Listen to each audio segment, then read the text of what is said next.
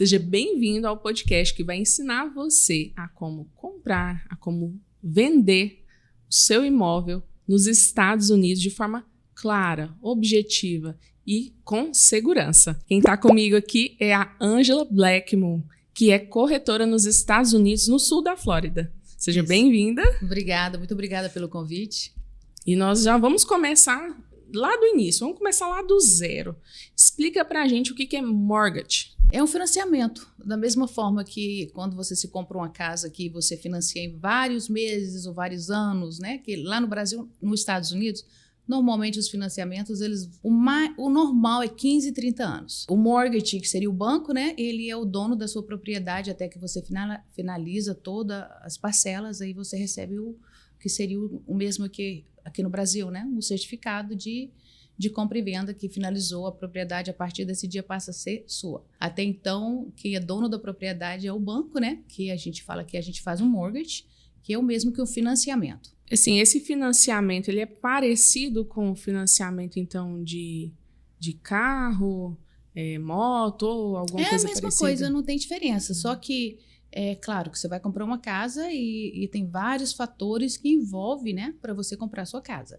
Crédito, renda, documentação, mas é a mesma coisa. É um financiamento como comprar um carro. Só que, claro, bem mais assim, não vou falar complicado, mas com mais exigências, né? Para você que está assistindo a gente, se você ainda não é inscrito no canal da Angela, já se inscreve no canal, ativa o sininho para ser lembrado.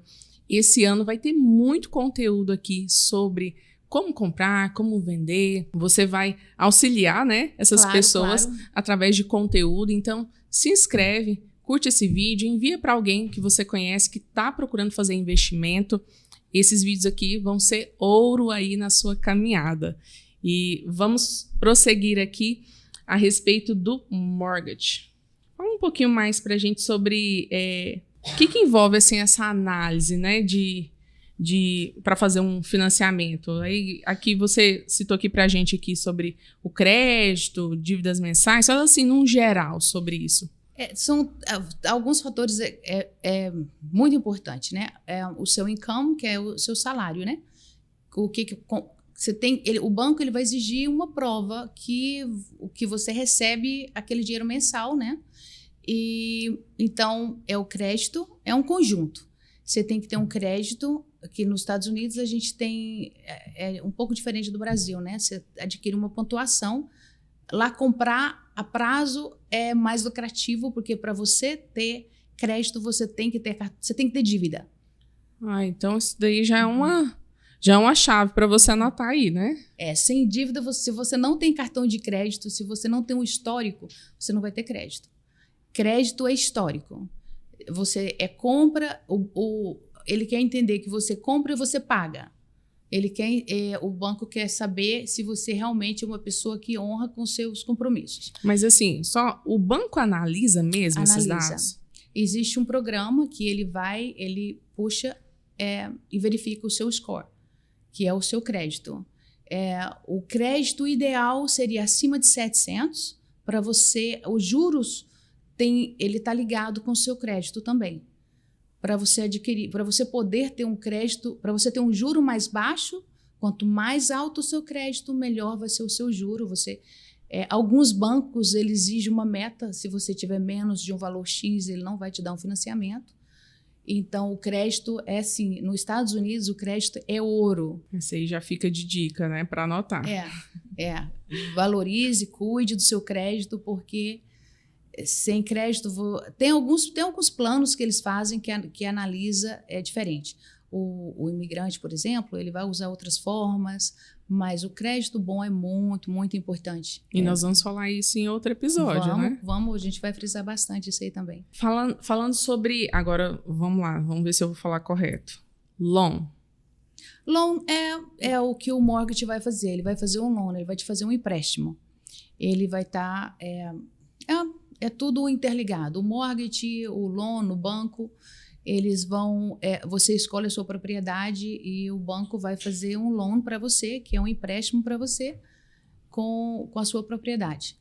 Aí, outra coisa que eu fiquei muito curiosa, quando a gente repassou aqui os temas, é sobre se existem vários tipos de loan ou só um? Não, existem vários.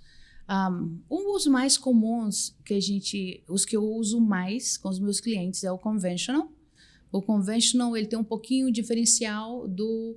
Eu vou falar um pouco por alto, porque eu gosto que quando se fala de banco, eu quero que ele vá ao banco mesmo para poder para ele entender melhor, porque cada caso é um caso, né? Mas o que a gente usa muito é o conventional, o FHA, que o FHA ele não tem problema se o crédito tiver um pouquinho menor. O conventional, ele vai querer que o crédito esteja um pouquinho maior. E tem o VA, que é para pessoas que são veteranos. Eles têm muitos benefícios. Nossa, o veterano tem muitos benefícios. De exemption de imposto, na hora de comprar casa com menos down payment, que a gente fala, com menos entrada. Então, o VA é super legal quando eles compram. Eles têm muitos benefícios. E outro que eu uso também em alguns casos, que tem muitas pessoas que às vezes ele é self-employed, que ele trabalha por conta própria, então ele tem o bank statement, que é o extrato bancário, e muitos clientes fazem pelo extrato bancário. Só que esse todos têm uma vantagem e desvantagem. O extrato bancário ele vai ter de colocar uma entrada maior e ele não tem tanta importância com o crédito. O crédito vai ajudar, também influencia, mas ele é um financiamento um pouquinho diferente dos outros. Mas normalmente os que a gente mais usa é o conventional, o FHA, o VA e o bank statement. Então, você está me dizendo assim que a pessoa vai chegar em você, né, vai lá contratar seus serviços, não vai ter, então, um fixo. Você não vai dizer assim, não, ela tem que fazer isso daqui. Você vai analisar o caso dela. Cada caso é um caso. Eu só auxilio os meus clientes.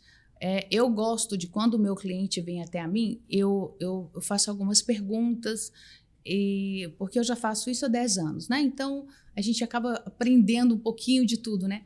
Então, eu faço algumas perguntas, o que a pessoa faz...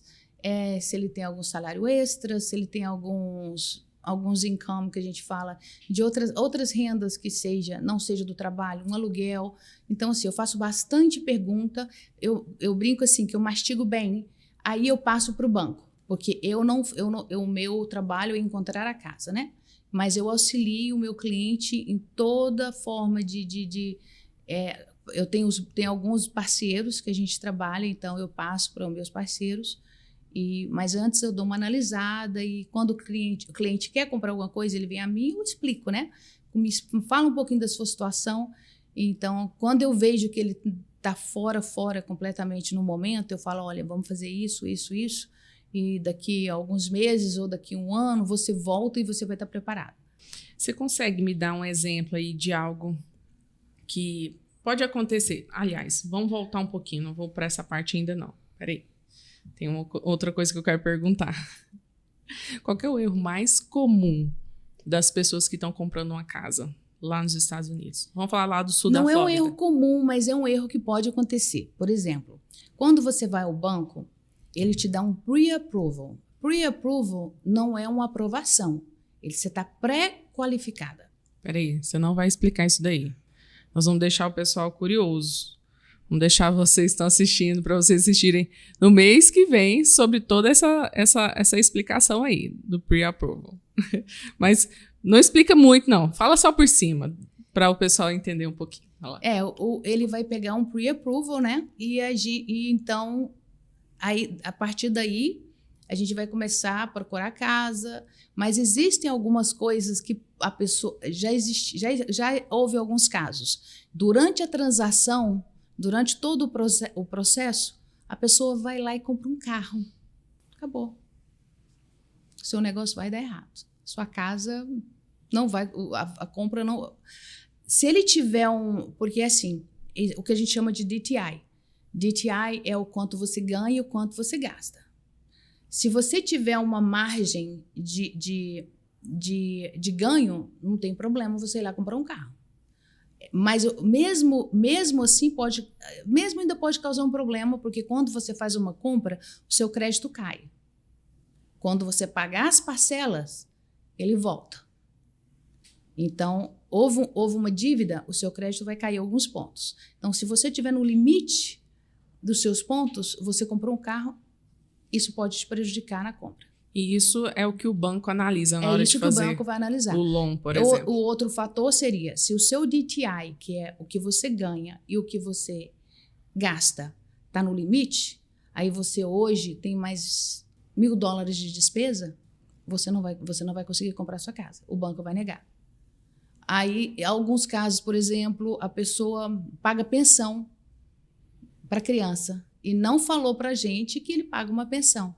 Nós vamos analisar seu extrato bancário. E lá no seu extrato bancário tem uma saída lá de $2.000. Aí o banco quer saber que saída é essa todo mês de $2.000. Você não falou para a gente que você tem esse compromisso. Esse compromisso. Se você não tiver, se o seu DTI, o que a gente chama de, né, tiver no limite, provavelmente você pode também não conseguir o seu financiamento. Então, esses errinhos acontecem. Não dá para fazer uma compra sozinho, então, né? Precisa realmente de um corretor. Eu sempre falo para as pessoas, não use cartão de crédito, não façam compras exorbitantes. Se hoje o seu projeto é comprar casa, é um mês.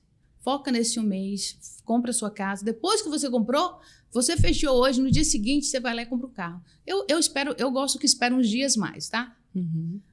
Porque o processo leva alguns dias para concluir. Mas se 1 mês, 2 meses que a pessoa esperar, não vai ser um grande problema, né? Enfim, o benefício da casa vai ser muito maior. Bem maior, né? Com certeza. Eu queria saber se você consegue me dar um exemplo de algo que parece barato no início, né? Mas que no final das contas sai caro na compra da casa. Em qual o sentido que você... No sentido, assim, de talvez ali uma manutenção ou um imposto. Então, tem alguns fatores que envolvem... Eu escuto assim todos os dias, porque quando a pessoa compra casa, é muita informação e às vezes a pessoa também não consegue absorver tudo, né? É muito detalhezinhos. O banco vira para você e fala, sua taxa é fixa. E os meus clientes, eu acho que todos que eu fiz até hoje foram taxa fixa. Eu, particularmente, eu vou pelo taxa fixa. A não ser que a pessoa compre porque o que não é taxa fixa, com o governo, que às vezes o juro pode oscilar bastante, eu acho mais seguro a taxa fixa. A não ser que você comprei hoje e vou ficar 1 ano, 2 anos com essa propriedade e vou passar para frente. Não tem problema, se for esse o caso, né? Mas eu opto bastante com a taxa fixa, que é menos problema, né? Certo. Então, nos seus clientes não tem esse... Eu tento, mas tem alguns fatores que envolvem. O seguro, eu já vi várias situações que a pessoa compra a casa, faz o seguro e nunca mais esquece. Aí o seguro renova automático e vai subindo, vai subindo, vai subindo. E as pessoas nunca param para... deixa eu fazer uma cotação. Eu aconselho revisar todo ano a documentação de seguro e ver se está... Porque muitas vezes a pessoa fez um teto novo. Você fez um teto novo, seu seguro vai cair pela metade. Conclusão, a sua parcela vai diminuir bastante. O imposto da casa. Para quem mora na propriedade, a gente tem um programa que eles dão um auxílio que chama Homestead. E isso mas a pessoa tem que morar na propriedade. E isso é um auxílio muito bom também. Então, comprou a propriedade, tenha certeza que você faz um homestead que vai diminuir um pouco o seu imposto da casa.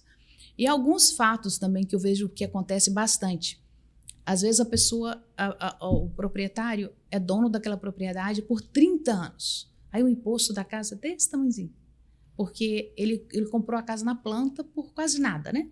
E o imposto, ele não sobe como...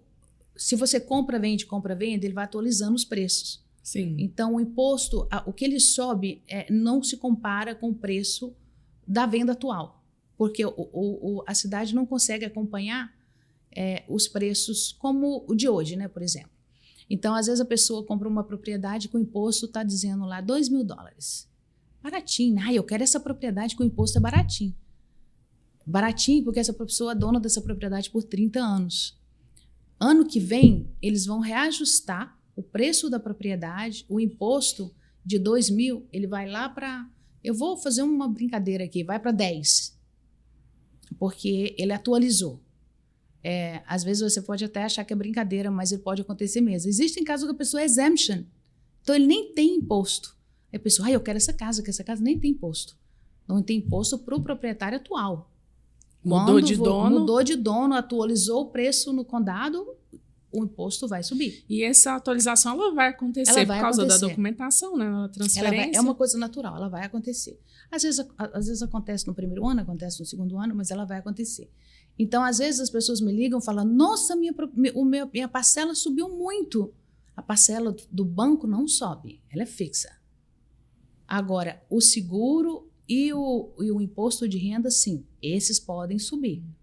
Então, as pessoas têm que estar sempre de olho. Fiz o homestead, não fiz o homestead, fiz um upgrade na casa, fiz umas renovações na casa, fiz o teto, eu vou ter crédito, o meu seguro vai estar mais baixo, eu fiz uma janela de impacto, também isso vai favorecer também o seguro. Fiz algumas...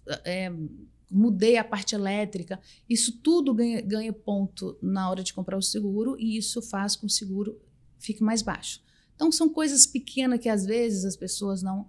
Às vezes a pessoa faz um teto novo e não se dá conta de mandar essa documentação se não quiser fazer uma cotação, ele manda para o próprio seguro que ele tem. Fala, olha, a minha casa foi feito isso, tem essa coisa, essas modificações que foram feitas, né? Essa melhoria, e ele vai ganhar um crédito por isso. Então, é uma coisa que eu falo para as pessoas. Todo ano, chegou a documentação de seguro, dá uma olhada, veja se está certo, faça uma cotação. Não custa fazer uma cotação. É super simples, porque isso é incluso tem algumas pessoas que optam em pagar separado. Mas, nos meus casos, eu acho que 95% foram inclusos. Uma assessoria, você está dizendo? No mortgage, que a gente fala. No mortgage.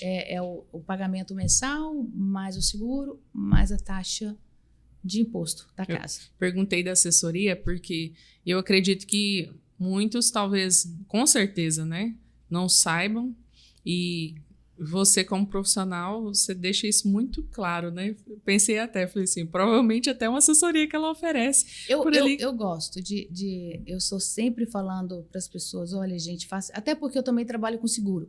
Então, pelo fato de trabalhar com seguro também, eu entendo um pouquinho, não sou uma profissional em seguro, eu trabalho, mas não é...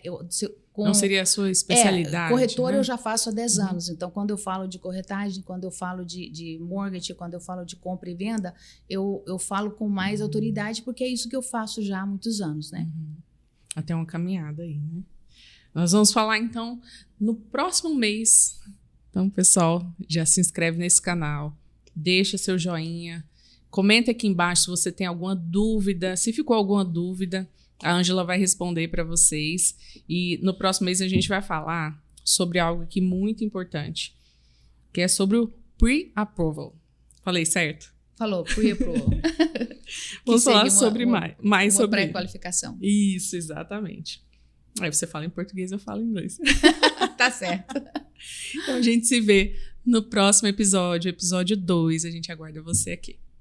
Obrigada, muito obrigada por essa oportunidade. E aguardo até o próximo mês.